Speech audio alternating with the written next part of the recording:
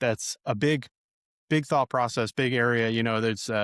There's firms out there actually, what we do, we're running ads for people. There's firms out there that say, hey, you never need to hire another ad agency again. Use our tool, use our AI tool, and you'll run your own ads. So it is, an existential thought. And I'm sure that a lot of engineers listening to this, whether you're in software development or even, civil, mechanical, like a lot of the design problems that you're thinking through, there's these startup firms out there promising that, hey, we're gonna solve this problem. You'll never need a human engineer again. So I understand the anxiety, and we live with that kind of like worry all the time of like, is this business gonna even be a business? And people gonna need an ad agency 5, 10 years from now.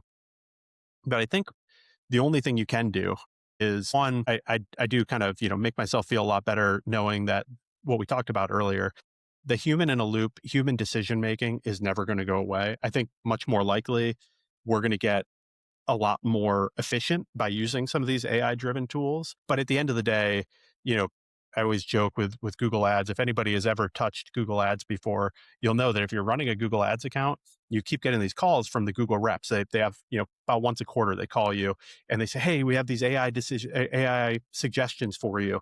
And 9 times out of 10, the AI suggestions are you should spend more money or try a campaign type that gives Google more control and lets you send your ads wherever you could go. Yeah.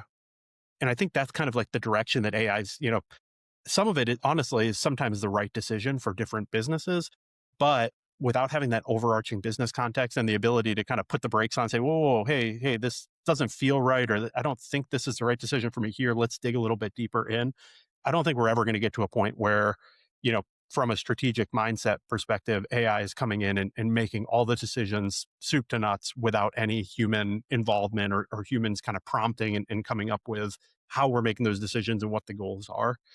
So that's the first part. But, the biggest thing at that point is the agencies that are, or the engineers, whoever it is, if you are AI enabled and you're using AI all the time, you're going to be much more successful than the people who are resistant to it and who aren't using it. So that's something that we really focus on as a business, is trying to use these AI tools through and through our business, every business process.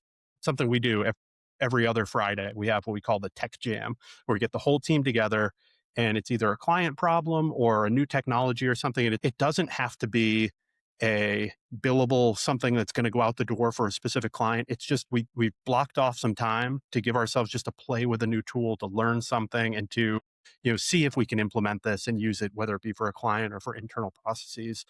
And I think taking that idea to your engineering career, give yourself space to, rather than just be anxious about, hey, I hear all this new stuff about these different AI tools and different, fully fledged tools that are going to take over my job, or even just, the learning models. I use it to make searches, but I don't really, I'm not getting the full power out of it like I know some other people out there are.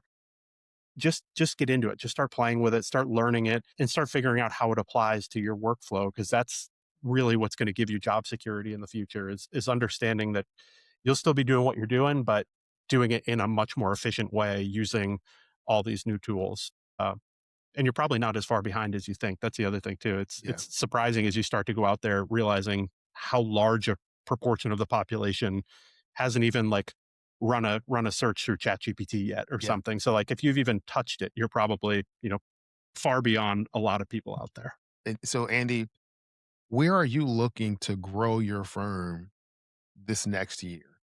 Like, is there a particular industry? Is there a particular focus of what you want to do? Yeah, it's interesting. It relates back. We spent a lot of time on kind of my early engineering career.